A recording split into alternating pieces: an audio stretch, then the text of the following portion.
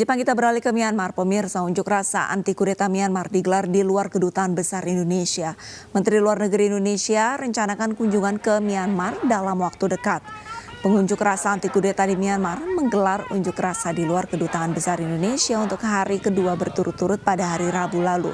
Para pengunjuk rasa di Yangon terus berkumpul di luar kedutaan setelah ada saran bahwa Menteri Luar Negeri Indonesia Retno Marsudi merencanakan kunjungan dalam waktu dekat ke Myanmar. Retno Marsudi telah berkonsultasi dengan rekan-rekannya di 10 anggota ASEAN dan sebuah laporan berita menegaskan bahwa Jakarta mengusulkan mereka menawarkan dukungan untuk rencana junta Myanmar di pemilihan baru tahun depan. Kementerian Luar Negeri Indonesia membantah laporan itu.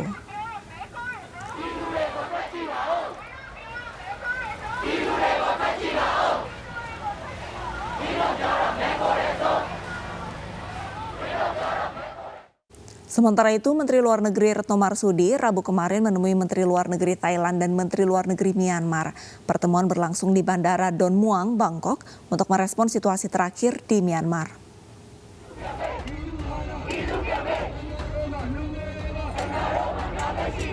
Situasi politik di Myanmar masih memanas sejak kudeta militer dilancarkan pada awal Februari.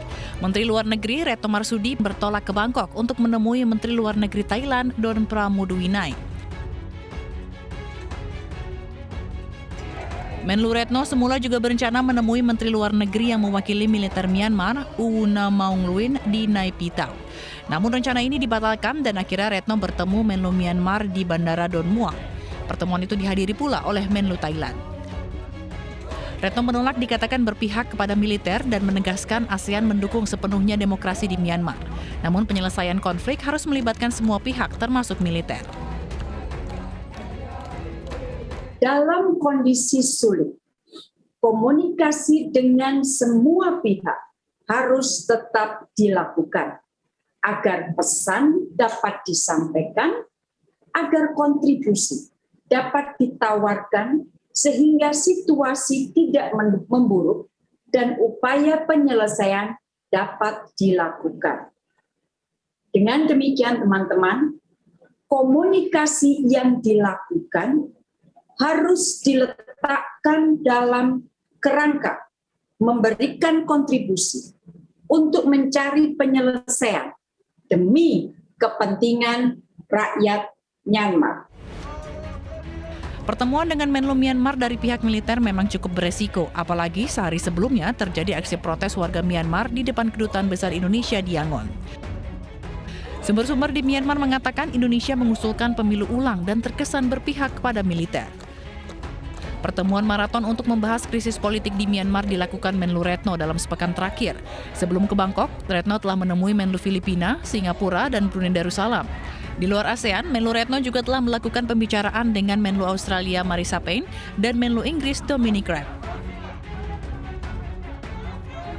Kita ke informasi selanjutnya, pemirsa. Sedikitnya ada 13 juta warga Texas terdampak badai musim dingin yang mengakibatkan aliran listrik putus dan air mati. Warga termasuk diaspora Indonesia terbiasa dengan suhu udara relatif hangat, tapi akibat badai temperatur ekstrim yang mencapai minus 19 derajat Celcius. Bagaimana mereka bertahan? Berikut informasinya. Kota Houston di negara bagian Texas pekan lalu dihadapkan pada pemadaman listrik besar-besaran. Jadi sepanjang malam dari Selasa ke Rabu itu benar-benar tidur dengan baju berlapis-lapis dan selimut tebal juga berlapis-lapis. Hampir 10.000 diaspora Indonesia tinggal di Texas, menurut catatan KJRI di Houston. Sebagian mereka termasuk di antara sekitar 13 juta warga Texas yang kini menghadapi badai musim dingin dalam keterbatasan. 2 hari yang lalu saya pergi ke grocery store, itu semua kulkas kosong. Jus, susu, teh, air, yogurt, kosong, telur, kosong. Iren beruntung, ia hanya mengalami pemadaman selama 24 jam. Sejumlah warga harus mengalami pemadaman selama 4 hari. Tak hanya pemadaman listrik, pipa air yang pecah akibat suhu ekstrim juga jadi masalah. Woke up and I heard water running and I turned around, saw it coming out of the ceiling. And my first thought was grab everything I can in one run out, shut the water off. And by the time I came back, it had already fallen down, whole floor was wet. Warga juga kekurangan air minum karena air keran yang biasanya bisa langsung diminum, kini harus direbus terlebih dahulu karena potensi membawa bakteri. Badan Nasional Kelautan dan Atmosfer Amerika atau NOAA mencatat 73% wilayah AS sempat tertutup salju selama rangkaian badai musim dingin tahun 2021 ini, terluas dalam 17 tahun terakhir. Di Texas, badai musim dingin kali ini adalah yang terdingin selama 72 tahun terakhir, dengan temperatur beberapa daerah di Dallas-Fort Worth area yang mencapai minus 19 derajat Celcius. Texas tidak asing dengan badai, tapi bukan badai musim dingin. Untuk kita, daerah Houston atau yang di Teluk Meksiko, biasanya kita sering dapat badai musim panas, bukan badai musim dingin. Jadi ini badai musim dingin pertama selama saya tinggal di Houston. John Kerry, utusan khusus Presiden AS urusan iklim, menyebut ini sebagai dampak dari perubahan iklim.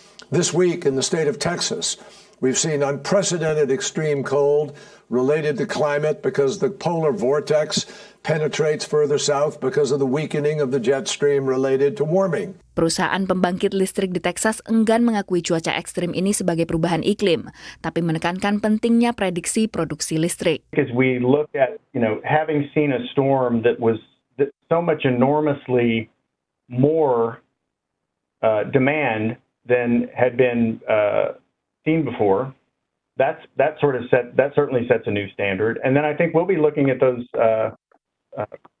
estimation processes in general. Sedikitnya 70 orang meninggal di Amerika Serikat, 58 diantaranya di Texas. Korban meninggal akibat hipotermia atau radang dingin, kebakaran rumah, hingga keracunan karbon monoksida karena menghangatkan diri di dalam mobil. Dari Alexandria, Virginia Gunawan, VOA.